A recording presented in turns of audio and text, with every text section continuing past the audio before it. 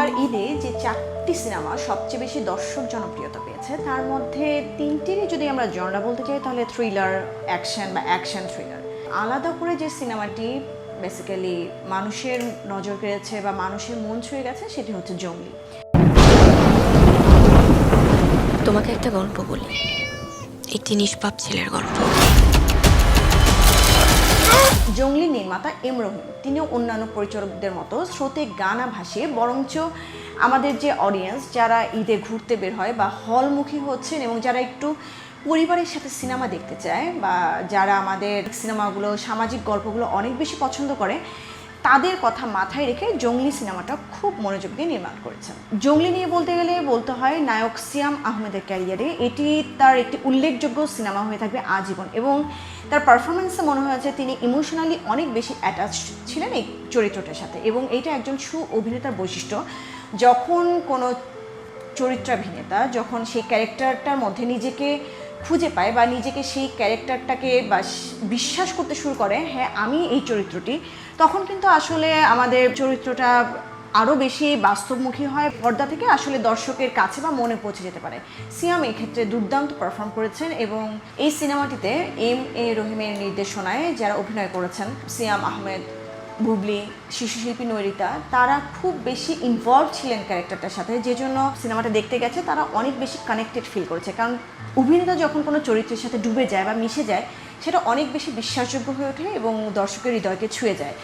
এবং এই প্যারেন্টিংয়ের ক্রাইসিসগুলো যারা তাদের উঠতি বয়সে বেবি নিয়ে বা হচ্ছে যারা সন্তানের মা বাবা যারা দেখতে গেছেন তারা আসলেই সত্যি কথা কাঁদতে কাঁদতে বের হয়েছেন, কারণ তাদের যে ক্রাইসিসগুলো সেই ক্রাইসিসগুলো নিয়ে আসলে আমরা খুব বেশি কথাও বলি না বা পর্দায় তুলেও ধরি না। একটা কথা বলাই যায়, এই ঈদের বিগ বাজেটের যে ফিল্মগুলো দাগি বা বরবাদ এবং সরকারি অনুদানে নির্মিত যে চলচ্চিত্র চক্কর, সেটার ভিড়ে জঙ্গলি একটি আলাদা সিনেমা হিসাবে মানুষের মনে জায়গা করে নিয়েছে। এমন না যে এই আকর্ষণটা একদিনেই শেষ হয়ে যাবে, আমার মনে হয় যে এটা মানুষ যত দেখবে তত বেশি স্প্রেড করবে, মানুষের মুখে মুখে সিনেমাটার কথা থাকবে।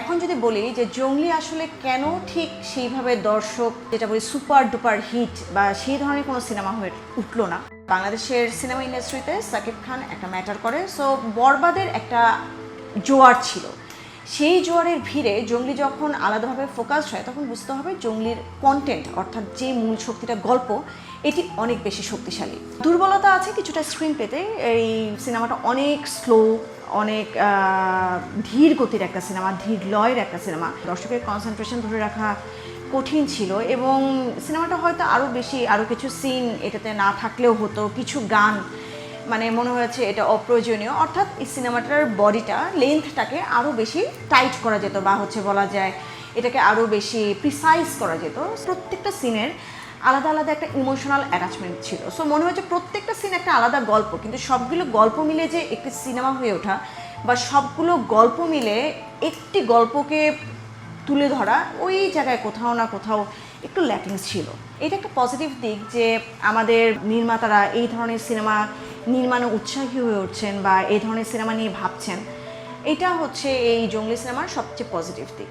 জঙ্গলি নিয়ে বলতে গেলে আরও বলতে হয় একটা সিনেমা মানুষের কাছে আরও বেশি বিশ্বাসযোগ্য হয়ে ওঠে তখন যখন সিনেমার প্রতিটি চরিত্র, সেটা যদি একটা সিনের জন্য হয় বা হচ্ছে তার প্রেজেন্স কমও হয়, সেই চরিত্রটা যখন মানুষকে টাচ করে বা মানুষের মন ছুঁয়ে যায়। আমার মনে হয়েছে নির্মাতা হয়তোবা মেইন যে চরিত্রগুলি ছিল সেগুলোর উপর ফোকাস রাখতে যে আমাদের এই সিনেমাটাতে যে আদার্স কিছু ক্যারেক্টার ছিল, যে নেগেটিভ রোলগুলো ছিল বা অন্যান্য সাইড ক্যারেক্টারগুলো ছিল, তাদের প্রতি যত্ন কম নিয়েছেন এবং তাদের চরিত্রগুলো বেসিক্যালি ফ্লোরিশ করেনি এবং মিসকাস্টিং, মিসজাজমেন্ট মনে হয়েছে আমার কাছে।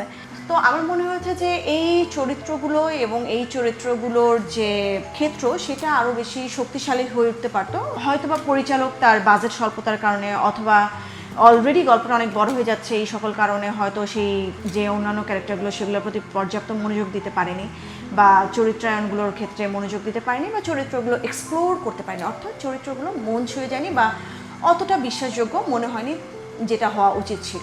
এই সিনেমার পাওয়া বলতে যদি বলি তাহলে আসলে সিয়ামের অভিনয় এবং সাথে আমাদের যে শিশুশিল্পী নৈরিতার অভিনয়, তারা নিজেরাই আসলে নিজেদেরকে ছাপিয়ে গেছেন এবং দর্শক এই মারামারি কাটাকাটি হানাহানির ভিড়ে একটি পুরোপুরি পারিবারিক সামাজিক সিনেমা দেখে বের হয়েছেন হল থেকে এবং তারা যথেষ্ট আবেগাপ্লুত ছিলেন এবং তারা অনুভব করেছেন যে এগুলো আমাদের চরিত্রগুলো দূরের কেউ নয়, এগুলো আমাদের সমাজের, আমাদের আশেপাশেরই ঘটে যাওয়া কোনো না কোনো চরিত্র।